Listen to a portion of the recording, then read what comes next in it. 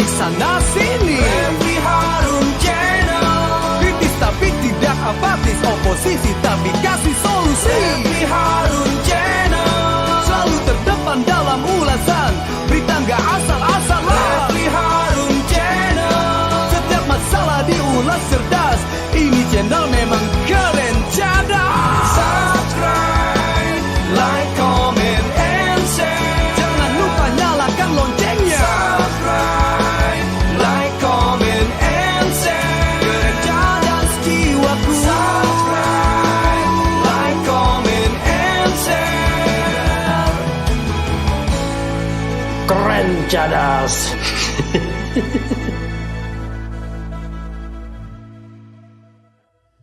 Assalamualaikum warahmatullahi wabarakatuh. Sobat RH sekalian, jumpa lagi kita di channel yang keren ini, Keren Cadas. Ya sobat semuanya, saya live agak telat ya, biasa I don't like Monday. Dan juga karena kemarin seharian di luar, kita masih membahas mengenai pertemuan London ya, karena itu menarik untuk terus diuber. Kira-kira apa agendanya dan kemudian apa kesepakatannya pertemuan antara Luhut Binsar Panjaitan dan Surya Paloh. Jadi sobat era sekalian, tentu ada spekulasi ya ketika saya bicara mengenai hal ini dengan beberapa aktivis. Ya, salah satu spekulasi yang muncul adalah 3, tapi gosip. Namanya gosip kan susah apakah benar atau enggak. Tapi gosip itu, 1 adalah minta cabut dukungan terhadap Anies. Kalau harus Anies, maka LBP yang menjadi wakil.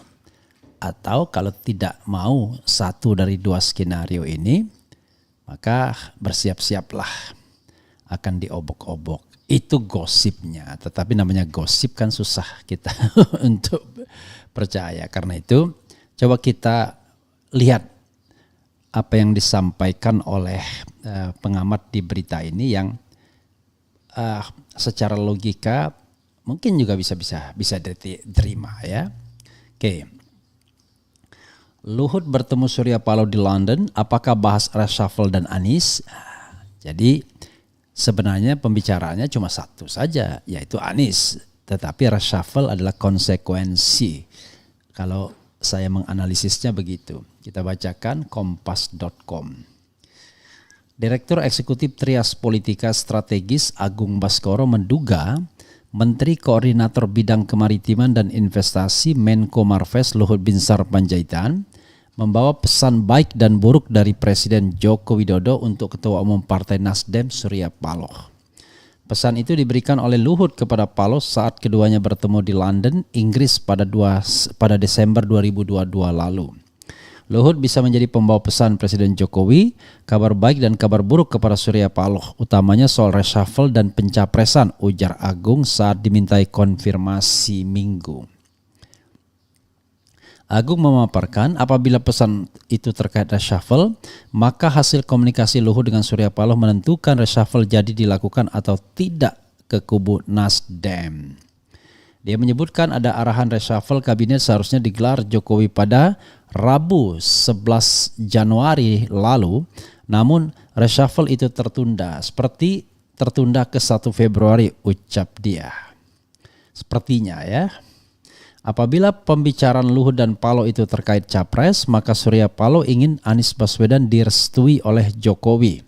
Hanya saja ada kemungkinan Luhut justru menyampaikan kepada Paloh agar mempertimbangkan ulang pencapresan Anies Baswedan.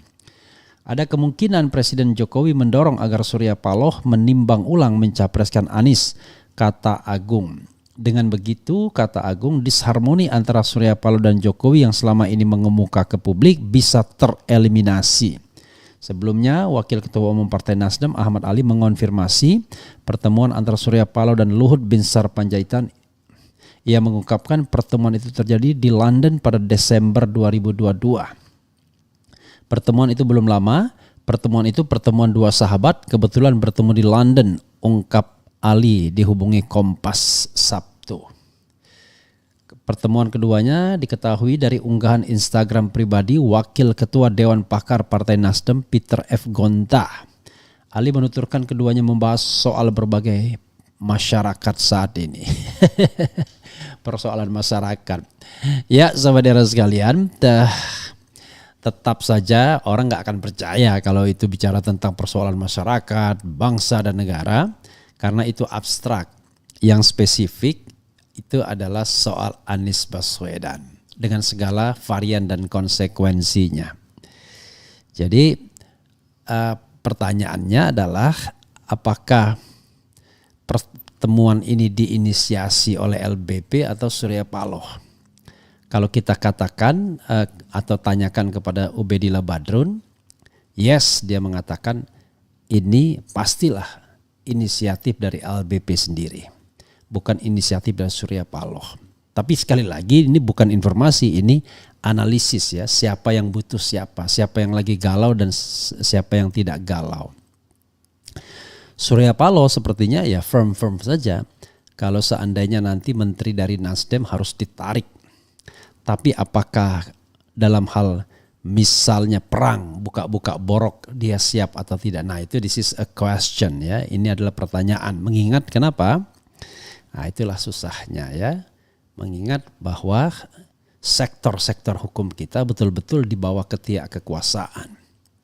Hanya memang kontrolnya ada kontrol lebih dekat ke istana, ada yang lebih dekat Teguh Umar. KPK kemana ya, kemudian Kejaksaan Agung kemana. Jangan lupa istana pun belum tentu dia menguasai semuanya. Tetapi kalau kepentingannya bersama ya bisa win-win solution ya kalau kepentingannya bersama. Jadi sobat semuanya, kita akan lihat lakon ini lebih lanjut ya. Inilah menurut saya tragedi demokrasi kita. Demokrasi yang sontoloyo kalau menurut saya. Kenapa sontoloyo? Karena bayangkan pilpresnya ini 13 bulan lagi, tidak lama. Tetapi siapa yang menjadi calon pemimpin dari 270 juta rakyat Indonesia itu masih teka-teki, masih bergantung loba-lobi elit-elit politik. Seolah-olah ini bukan urusan rakyat, bukan urusan demokrasi, yaitu pemerintahan dari rakyat oleh rakyat untuk rakyat, tetapi hanya urusan segelintir orang. Luhut Binsar Panjaitan, Surya Paloh, Megawati, Jokowi, you name it, siapa lagi? Prabowo Subianto, seolah-olah hanya urusan itu saja. Satu slot jelas independently Megawati. Slot kedua slot istana. Slot ketiga mungkin slot Prabowo. Slot keempat slot Surya Paloh. Itu saja. Jadi ada slot Surya Paloh SBY di sana. Ada slot Prabowo Muhaimin di sana. Ada slot Erlangga Zulkifli Hasan dan Ketua Umum plus istana di sana, dan ada slot Teguh Umar atau Megawati. Yang lainnya nggak bisa masuk. Makanya saya bilang demokrasi kita demokrasi sontoloyo. Kita mau pemilihan presiden secara langsung, tapi calon dibatasi secara ketat rekrutmennya dengan alasan macam-macam lah, dukungan dan lain sebagainya. Padahal kalaupun ada partai yang mau mendukung dalam konteks Anies Baswedan misalnya, hati-hati, bisa dipatahkan dulu kaki dan sayapnya dengan kasus-kasus yang membelenggu mereka. Dicari-cari bisa juga, ya gosipnya begitu juga. Jadi salah satu gosip, lagi-lagi gosip politik, PKS mau ditarik. PKS akan ditarik ke kubu istana. Aher akan dijadikan wakil presiden. Itu satu versi. Tapi versi lain mengatakan yang akan ditarik ke kubu istana AHY. Intinya adalah bagaimana menggagalkan koalisi Anies Baswedan. Di sisi yang lain tidak boleh ada tambahan tenaga peluru seperti PKB masuk dalam koalisi Nasdem ini. Kita tidak tahu ya, karena selain versi yang seperti itu, ada versi lain yang mengatakan no, ini sudah firm bahwa 3 partai ini akan mengusung Anies Baswedan. Tinggal menyelesaikan mahar politiknya dalam tanda kutip. Mahar politiknya dalam tanda kutip. Apa mahar politiknya ya? Bisa jadi mahar politiknya jabatan wakil presiden, bisa jadi mahar politiknya adalah biaya politik yang real. Bayangkan politik kita ya, bagaimana kemudian kita mau berbangsa dan bernegara secara amanah kalau uang berseliweran di dalam setiap perhelatan memilih pemimpin bangsa ini. Dan bukan lagi 100-200 miliar tapi sudah triliun angkanya saat ini. Jadi ngeri-ngeri sedap ya, gosip sana bilang Anies nggak akan bisa. Tapi yang ini mengatakan nggak, tinggal deklarasi saja. Nanti pada bulan Februari akan ada deklarasi dari salah satu partai. Sehingga nanti akan ada 3 partai. Nah, kita lihat. Karena bagaimanapun it seems to me ya, Istana tidak happy dengan partai-partai yang mendukung Anies Baswedan dan berusaha menggagalkan pencalonan tersebut. Pertemuan Luhut Binsar Panjaitan dan Surya Paloh di London paling tidak dipersepsi, sekali lagi ya, dipersepsi sebagai upaya untuk menggagalkan pencalonan tersebut. Nanti akan kita lihat bagaimana. Karena orang mengatakan nanti akan ada reshuffle. Kita lihat apakah menteri-menteri Nasdem di reshuffle atau tidak. Karena sekali lagi dalam politik no free lunch, tidak ada makan siang yang gratis. Kalau menteri-menteri Nasdem bertahan di dalam kabinet, tentu harus ada kompensasinya. Apa kompensasinya?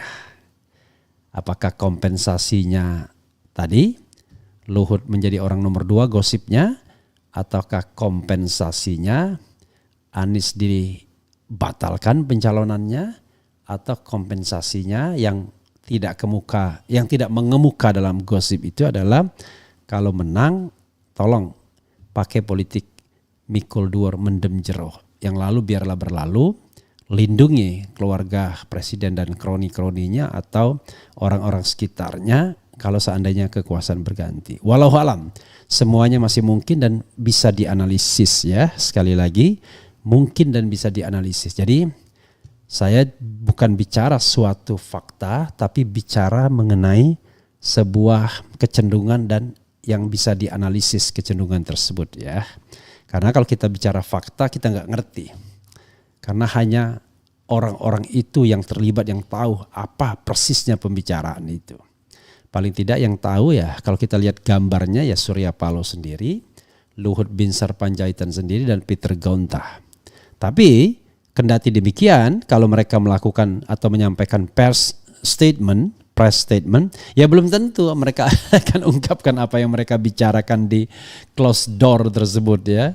Banyak sekali hal-hal di belakang panggung yang kemudian tidak dibicarakan. Nah itu sudah hal yang biasa. Jadi mana konsumsi publik, mana konsumsi belakang panggung itu kadang-kadang bisa 180 derajat perbedaannya. Oke. Sobat semuanya, itu saja ya, kita akan ikuti perkembangan terus-menerus apa sebenarnya yang terjadi antara Luhut Binsar Panjaitan dan Surya Paloh. Wassalamualaikum warahmatullahi wabarakatuh. Cheers.